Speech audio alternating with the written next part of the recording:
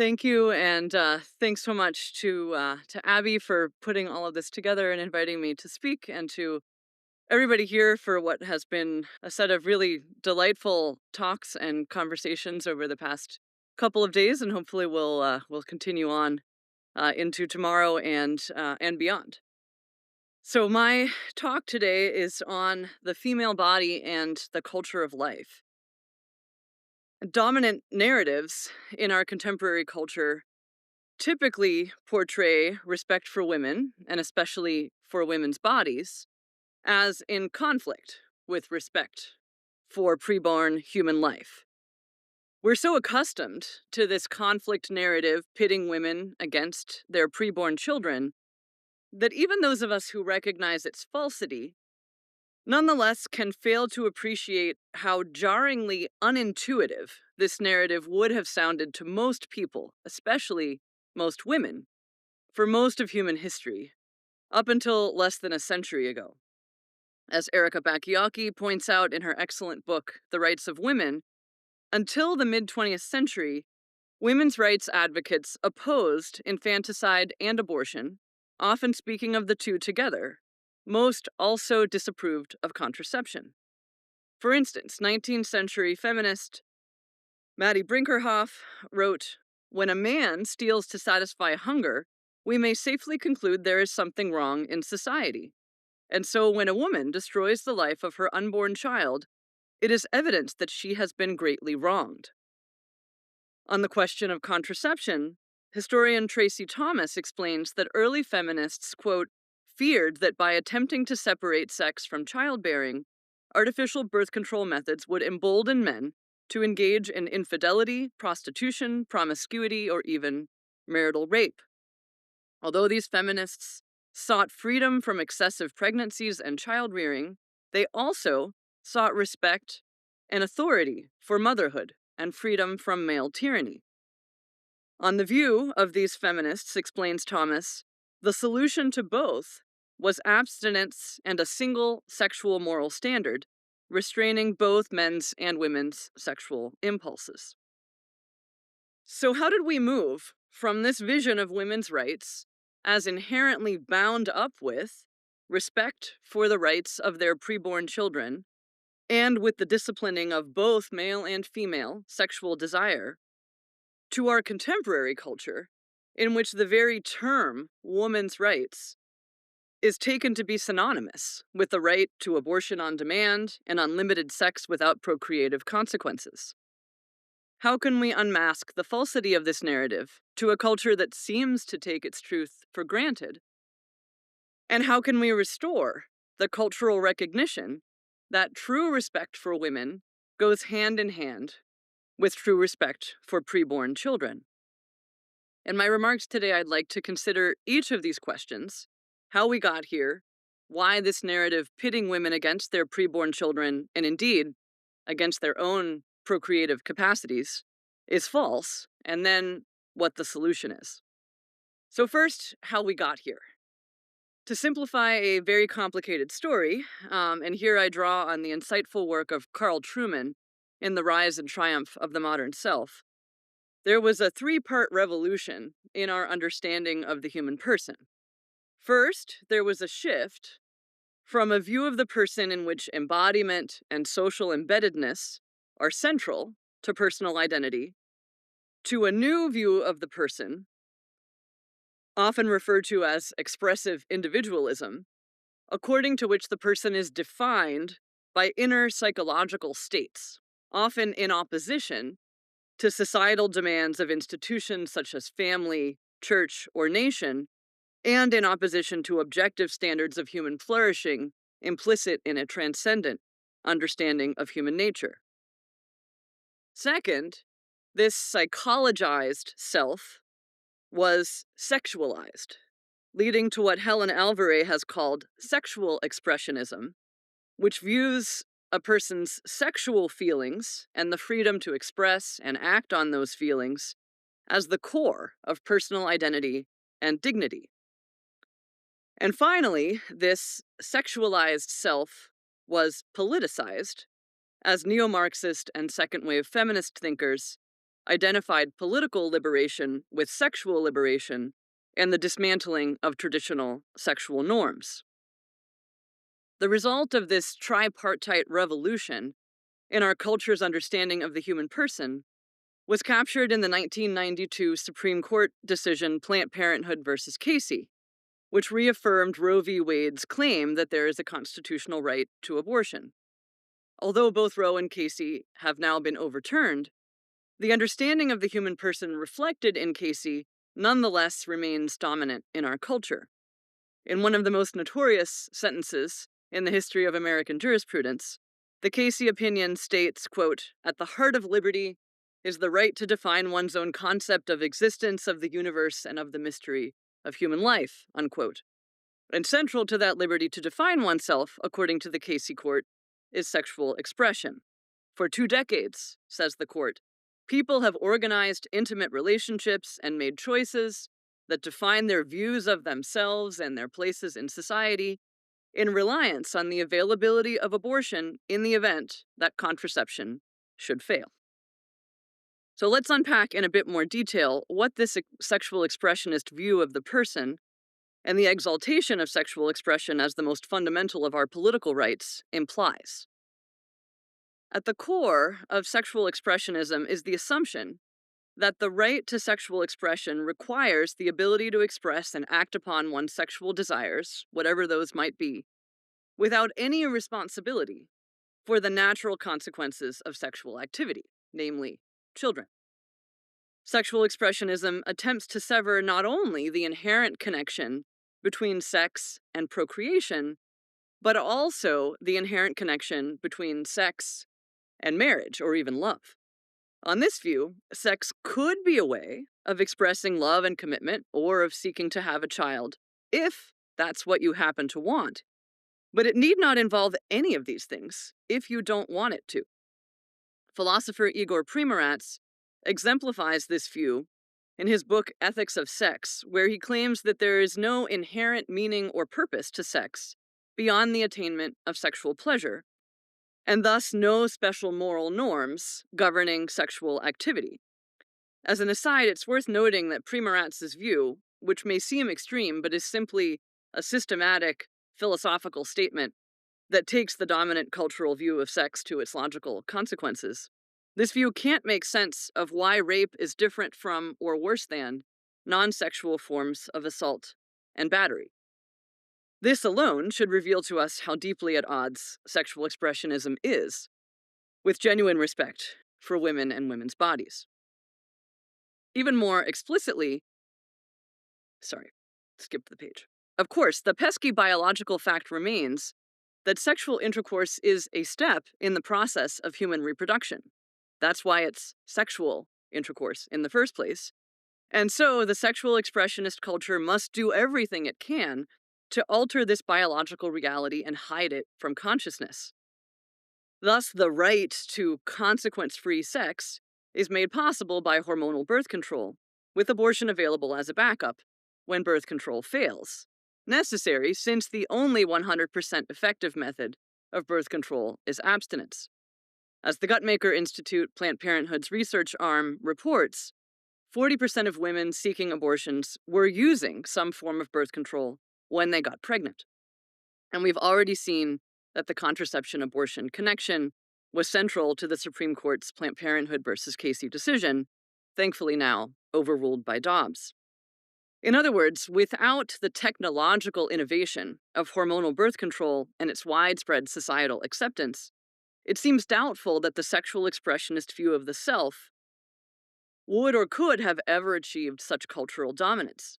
So it turns out that a culture that sees sexual expression as the core of personal identity is necessarily also a culture that rejects women's unique biological capacity for motherhood, both in theory and in practice. This rejection was clear in the work of second-wave feminists. Simone de Beauvoir, for instance, argues in The Second Sex that, quote, freedom from reproductive slavery through effective contraception and abortion is essential to women's liberation. For de Beauvoir, a key obstacle to women's liberation is the female body itself, which by contrast with the male body is inherently in conflict with women's transcendent vocation as a human being. As de Beauvoir says in an interview in the early 70s, quote, "Women will not be liberated until they have been liberated from their children," unquote. And in another interview, she argues that it's not enough for women to hold top positions of power in society, but that women's equality will not really be attained until we, quote, "destroy the concept of motherhood." Even more explicitly, if there could be more explicit way of putting it than that, Shulamith Firestone in The Dialectic of Sex argues that women's social inequality is rooted in the biological division of the sexes, and thus that the only way to achieve social equality is to eliminate the sex distinction itself by replacing natural sexual reproduction with artificial reproduction, and in this way putting an end to the tyranny of the biological family. And so we find ourselves in a situation in which women's liberation is conceived of in a way that requires rejecting and manipulating women's bodies to be able to have sex whenever we desire, while only taking the responsibility of parenthood when or if we happen to want to. And even then, there's an attempt to eradicate biological sex differences in procreation through technology, thus rejecting woman's unique capacity to nourish a developing child within her body. And this is how we've gotten to the place in which women's rights are synonymous with reproductive rights, which in turn is code for unfettered access to birth control and abortion on the one hand, and ironically, on the other hand, access to reproductive technologies. So why is this a false vision of women's rights? Well, as with my answer to the question of how we got to this point, there's a lot more to say than I can possibly cover in this talk, but let me just highlight a few key points. First, the sexual expressionist vision of women's liberation requires manipulating women's bodies by altering them hormonally in ways that many, including many who have no moral objections to birth control or abortion, are now recognizing to be harmful to women's physical and psychological health in both the short term and the long term. Indeed, the burden of achieving supposedly consequence-free sex is one that falls entirely on women. While there have been and continue to be attempts to make a male birth control pill, so far the trials have always been stopped because of the side effects.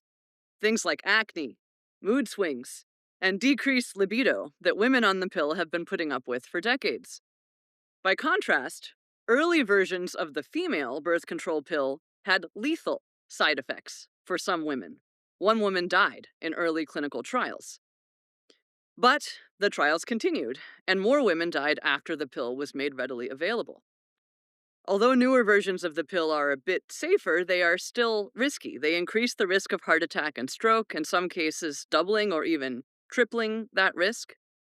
And high estrogen versions of the pill are labeled Group 1 carcinogens by the World Health Organization, up there with cigarette smoking. Although the absolute risk still remains relatively low, we're talking about a drug taken by millions of women throughout their reproductive years. So that increased risk translates into close to 2,000 contraceptive-caused strokes per year in the US alone. But the medical establishment deems this risk acceptable because there is said to be a direct health benefit to the woman. As one article puts it, quote, "Women taking some versions of the pill increase their risk of conditions such as blood clots, but this is balanced by the risk that pregnancy would present to their health," unquote. Note that pregnancy, that is, the healthy functioning of a woman's body and during reproductive age, is treated here as if it were a disease. By contrast, the article says that even relatively mild side effects of male birth control have been deemed unacceptable because there is no direct health benefit to men. In other words, since only women can get pregnant, they're the ones who are burdened with the results of unprotected sex, and therefore they're the ones who should be burdened with the side effects of hormones to control their fertility. So much for calling on men to bear their fair share of responsibility, despite the fact that it tends to be, on average, men more than women who desire to engage in uncommitted sexual encounters. As Leah Fessler points out in an insightful article on the hookup culture at Middlebury College, for women, the desire for sex is usually much more about emotional connection than mere physical pleasure. Fessler found that sexual encounters outside of committed relationships are dehumanizing and often not even pleasant for women, who are in fact much less likely than men to achieve sexual climax outside of a committed relationship. Writing about her own experience and that of her friends, Fessler comments, quote, "My girlfriends and I were top students, scientists, artists, and leaders. We could advocate for anything, except for our own bodies. We won accolades from our professors, but the men we were sleeping with wouldn't even eat breakfast with us the next morning," unquote. She and her friends, she says, were desperate to know what it felt like to be wanted, desperate for a chance at intimacy. But the men who they were hooking up with seemed not to care. Months after Leah had stopped hooking up with a classmate named Ben, he confided in her, "I didn't think of you as a human being while we were hooking up." If that's not an indication of the way in which sex without commitment, and the sexual expressionist culture more broadly, dehumanizes women and objectifies their bodies, I'm not sure what is. This points to an important but often overlooked reality that Erica Bakayaki calls sexual asymmetry. And Erica, I hope I'm not stealing your talk tomorrow morning. In other words, the risks of uncommitted sex are asymmetrical. For women, those risks are very high, whereas for men, those risks are relatively low.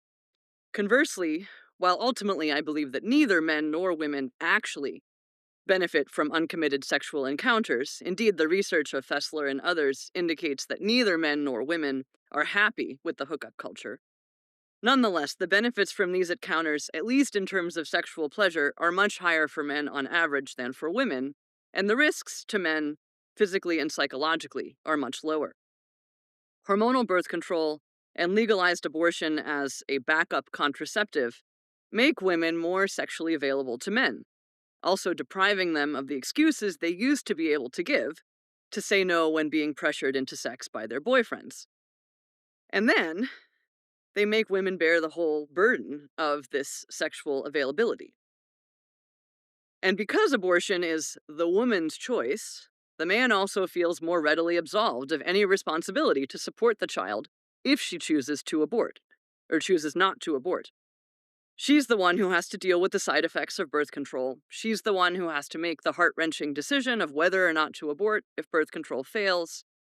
And she's the one who has to deal either with the physical and psychological consequences of abortion or with the responsibilities of parenthood.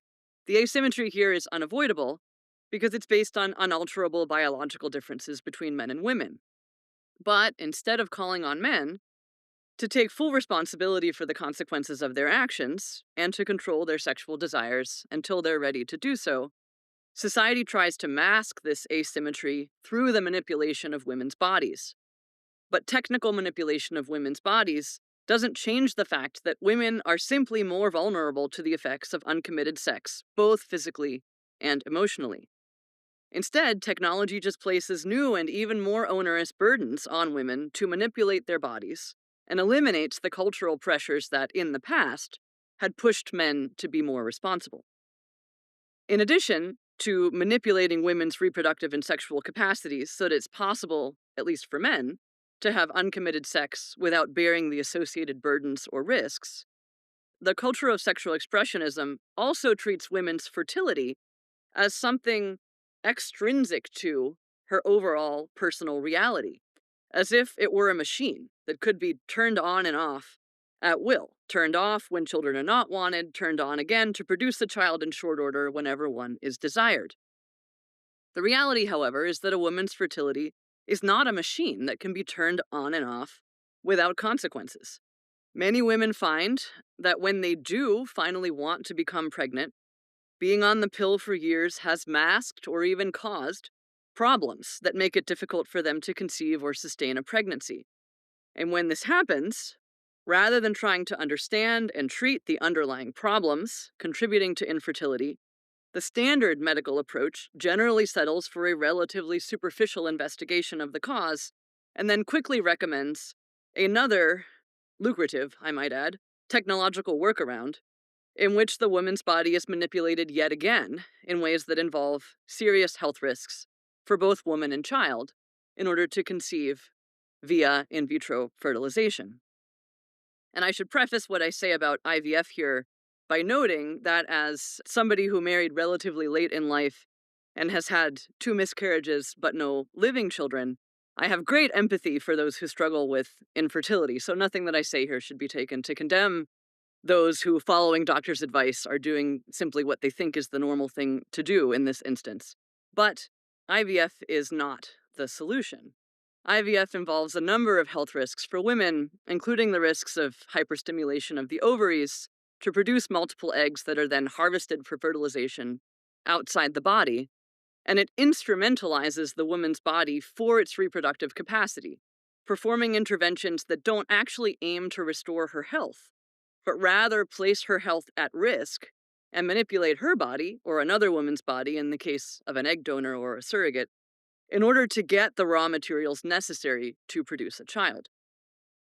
The failure to respect the dignity of the child in IVF is even more stark than the failure to respect the dignity of the woman. Children conceived through IVF are subjected to the logic of manufacture and production, in which efficiency and customer satisfaction are the paramount values. For the sake of efficiency, IVF is usually done in a way that attempts to produce multiple embryos at once, as many as you can, in a single cycle. Those embryos are then subjected to quality control screening, in which embryologists rank the embryos according to a grading system, selecting the healthiest for transfer to the woman's uterus, discarding low-quality embryos, and cryopreserving any additional high-quality embryos. The fate of these frozen embryos, of which we don't actually know the number, but estimates are anywhere from 1 to 10 million in the United States alone, is uncertain. Most remain in cryostorage indefinitely. The quality control element of IVF is intensified when, as is becoming increasingly frequent, genetic testing is done on the embryos, making it possible to select embryos on the basis of the presence or absence of certain traits or diseases. While IVF could be done using only 1 or 2 eggs per cycle and transferring all embryos to the uterus, thus avoiding the problem of what to do with excess embryos and minimizing the eugenic quality control aspect of the process, as well as greatly lowering the risk to the woman, the logic of efficiency almost always trumps these considerations about respecting the value of embryonic human life and the dignity of the woman's body. This attitude toward the child as a product of manufacture to satisfy the desires of the would-be parent or parents is also seen in the practice of selective reduction, a great euphemism. Sometimes when an unwanted multiple fetus pregnancy occurs, often because more than one embryo was transferred to the uterus to increase the likelihood of success, one or more of the excess fetuses is aborted in order to avoid the risks and complications of a multiple pregnancy, or simply because the parents don't want that many children. A 2011 New York Times article discussing this practice recounts the story of a woman named Jenny, who became pregnant with twins as a result of IVF and chose to abort one of them. Jenny's reflections on her decision reveal how IVF rests on this attitude toward children as products of manufacture, made to satisfy the desires of the adults who commissioned their creation. She says, quote, "If I had conceived these twins naturally, I wouldn't have reduced this pregnancy because you feel like if there's a natural order, then you don't want to disturb it. But we created this child in such an artificial manner, in a test tube, choosing an egg donor, having the embryo placed in me. Somehow making a decision about how many to carry seemed to be just another choice. The pregnancy was all so consumerish to begin with, this became yet another thing we could control." Unquote. Let me reiterate that last line. This became yet another thing we could control. I think this captures the core of the prevalent cultural attitudes surrounding human sexuality, women's bodies, and procreation. And that's the presumption that we can and should have complete control over our reproductive and sexual capacities by manipulating those capacities at will to suit our preferences and desires. And this can only be done by treating the human body, especially the bodies of women and of nascent human beings, as objects of technical manipulation rather than as an essential aspect of the human person that deserves to be treated with dignity and respect. What we see, in other words, is that the failure to respect nascent human life actually goes hand in hand with a failure to respect women. Because in pitting women against their babies, the sexual expressionist culture ends up pitting women and society as a whole against their own bodies, leading to a relationship culture that gives men the balance of the power and reduces women to sexual objects, and to a medical culture that treats women's bodies as objects of technical manipulation. I should add here that the systemic effects of all this on the medical field have been terrible for women's health, because standard medical training teaches doctors, on the one hand, to view women's fertility as a disease to be cured with hormonal birth control or abortion, and on the other hand, to see procreation as a consumer choice to be achieved through technical means when desired. But in neither case is women's fertility understood as intrinsic to her health. And the result is that most doctors, including OBGYNs, are often taught next to nothing about how a woman's menstrual cycle actually relates to her overall health, or about how to identify and treat the underlying cause of women's health problems, including infertility. As an aside, let me also note that the treatment of human embryos in the IVF process is, in my view, perhaps the greatest pro-life crisis of our time, involving wholesale destruction of millions of human beings and the indefinite freezing of millions more. But sadly, many who are otherwise committed to the culture of life fail to recognize this. So this is an area in which more public education, broadly and among Catholics, is desperately needed in order to at least create public support for regulations like those in Germany and Italy, limiting the number of embryos created through IVF to the number that the woman can immediately gestate. And while there's no simple solution to the plight of the millions of embryos already in cryostorage, I do think that embryo adoption is the response that best respects the dignity of these most vulnerable and forgotten children, and that if done in the right way, the practice of embryo adoption involves none of the injustices to women and children that are inherent in IVF. Now, I'm aware this is a controversial position, and I don't have time to explain it fully, but I raise it here just to indicate that I'm happy to talk more about it in the Q&A. So, now that I've explained how our culture has come to accept this sexual expressionist ideology that pits women against their preborn children, and why that ideology is false and harmful to women, let me now, in about 10 minutes or less, offer the solution, an alternative, positive vision. And since the false sexual expressionist approach rests on driving a wedge between marriage, sex, and babies, three things that most cultures throughout history have considered to be, at least ideally, inextricably interconnected, it's unsurprising that the solution I propose will be a reunification of this triad. In other words, we won't be able to recover a culture of life that respects both women and preborn children without correcting our culture's distorted understanding of sex. What we need is an alternative approach to sexuality that respects the dignity of the body as an intrinsic aspect of the human person, an approach that contrasts with sexual expressionism's claim that sex has no inherent meaning or purpose and need not involve anything beyond the consensual use of one's own or another's body to achieve sexual pleasure.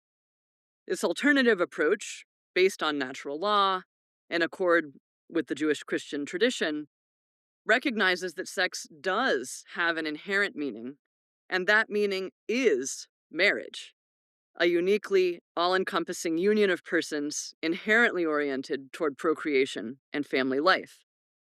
The ability to literally become one flesh with another human being by joining the two halves of the human reproductive system in sexual intercourse is the biological foundation of the marital community a community that is different in kind, not just in degree, from all other forms of human community, precisely because it involves a unity of persons not only at the level of mind and heart, but also at the level of the body.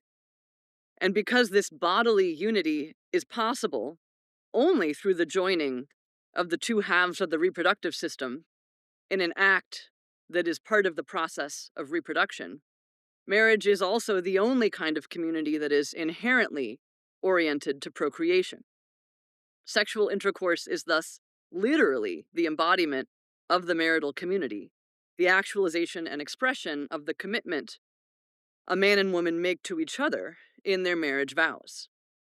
Engaging in sexual intercourse when there is no mutual community to embody, therefore fails to respect the inherent meaning of one's bodily action and involves a kind of alienation from one's bodily self, in which one treats the body as a subpersonal object for the achievement of pleasure in isolation from any genuine human good.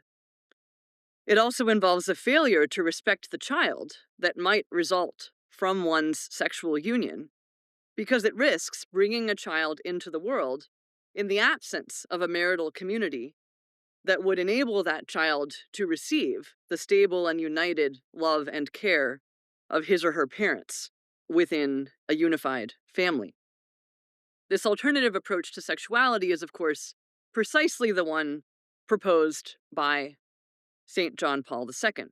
As he writes in Evangelium Vitae, the trivialization of sexuality is among the principal factors which have led to contempt for new life.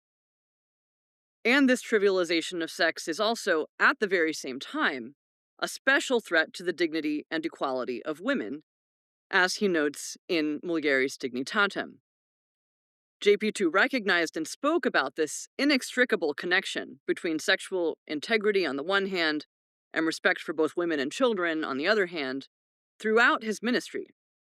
In an insightful retreat talk that he gave in the early 60s, I think, directed specifically to male students, he warns young men against the temptation to let their sexual desires get the better of them and to take from a woman, quote, falling into the role of a primitive profiteer or exploiter, and then leaving the woman to take on the whole burden of the life created through his action.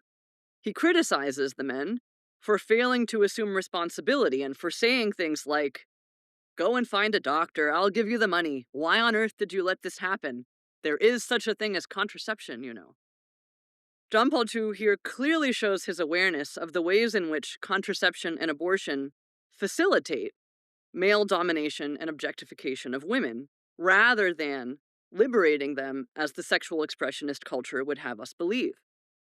By contrast, when speaking to the female students, he encourages them to cultivate interior independence by developing their relationship with Christ, and tells them, quote, "The man must come to understand that the woman is a person, that she can be a mother, and that motherhood is a wonderful thing and a profound experience, and one in which the man cannot simply assume the role of spectator.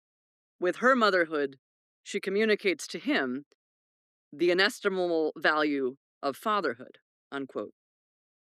Notice here the inherent connection in JP2's words between respecting the woman as a person and respecting her capacity for motherhood. This truth is precisely the inverse of the lie propagated by our sexual expressionist culture. And this truth is emphasized by JP2 throughout his pontificate. In Mulieris Dignitatem, for instance, he writes, "It is necessary that the man be fully aware that in their shared parenthood he owes a special debt to the woman. No program of equal rights between men and women is valid unless it takes this fully into account." In that same document, he laments that all too often, as with the woman caught in adultery in the gospel, the price of sexual irresponsibility is one which the woman, quote, "alone pays, and she pays all alone." How often, he goes on to say, is she abandoned with her pregnancy and left on her own to care for the child, or pressured by the man to get rid of the child and then left to suffer psychologically as a result. The solution, as JP2 explains, while commenting on Genesis, is to order our sexuality to the mutual relationship of man and woman in marriage, the only situation in which the woman's sincere gift of self is responded to and matched by a corresponding gift on the part of the husband, and in which both of them, and in particular the woman, discover themselves as a true unity of the two, according to the dignity of the person. This alternative approach to sexuality goes hand in hand with an alternative approach to fertility, one which recognizes the inherent connection between sex and procreation, and which calls for regulation of fertility or healing of infertility in ways that fully respect the bodies of women and children, precisely by respecting that inherent connection between sex and procreation. There are fertility awareness-based methods like NAPRO, natural procreative technologies, or more broadly, the growing field of restorative reproductive medicine that can help couples either avoid or achieve pregnancy by understanding and working with the woman's body rather than manipulating and working against it. Such approaches are gaining popularity even among those who disagree with the Catholic Church's teachings on sexuality, simply because they make it possible to regulate one's fertility without shutting down the woman's cycle or taking health-disrupting hormones. Instead, one can avoid pregnancy by tracking one's cycle, noting the presence of certain biomarkers that indicate the approach of ovulation, and avoiding sexual activity within one's fertile window. Although this is certainly not without challenges and requires discipline from both spouses, tracking one's cycle in this way, paired with other tests like blood work and so on, also provides crucial information to help identify the underlying causes of infertility in couples struggling to conceive or to sustain pregnancy. Once these underlying causes are identified, most of them can be remedied. This approach is more effective than IVF, enabling 70% of infertile couples to have a child, by contrast with IVF's 30% success rate. It also heals the underlying causes of infertility, enabling couples to conceive naturally and then to go on often to have multiple children naturally. And it respects the woman's body, actually promoting the woman's overall health, rather than manipulating the body and risking health to achieve a desired outcome. This general method of paying attention to the woman's cycle as a crucial indicator of overall health, rather than responding to women's health complaints by using the pill to mask problems, while sometimes actually creating or exacerbating those problems in the long run, is also starting to catch on outside the Catholic world, with books that speak of a woman's cycle as a monthly report card on her overall health or as a fifth vital sign. Yet unfortunately, standard medical training, as I said, is woefully inadequate in this regard, because the standard model views women's fertility more as a quasi-disease to be manipulated and controlled, rather than as an important aspect of women's health to be understood and respected. In sum, the widespread use of hormonal birth control and abortion as a backup to support the right to consequence-free sex, and the manipulation of women's bodies and corresponding commodification of children through reproductive technologies to be able to have children on demand, are both causes and fruits of the problematic cultural presumption that respect for women is inherently in conflict with respect for preborn human life. This cultural presumption is in stark contrast to what we might call a vocational vision of sexuality and of human life more broadly, a vision in which we are called to recognize that although we should make reasonable efforts to plan our lives, including our childbearing, responsibly, we need to do so not with a view toward being absolute masters of our lives, but rather with the desire to be responsive and attentive to the unique calling that God has for each of us. And such responsiveness necessarily includes respecting the moral law that God has made known to us through both reason and revelation, a law that protects the profound and intrinsic dignity of every human person understood as a unity of body and soul. and that guides us toward genuine fulfillment. This vocational vision, in line with natural law, Judeo Christian revelation, and the teachings of John Paul II, calls us to respect our bodies and their procreative capacities, rather than treating them as sexual objects or reproductive machines. And it calls us to recognize that children are gifts to whom no one has a right, but who rather deserve our unconditional love and care, even when their arrival is unplanned. Ultimately, it is this vocational approach to life that is the key to respect for the dignity of both women and children, and to a cultural vision that recognizes the inextricable connection between the protection of nascent human life and the true flourishing of women and men and society as a whole. Thank you.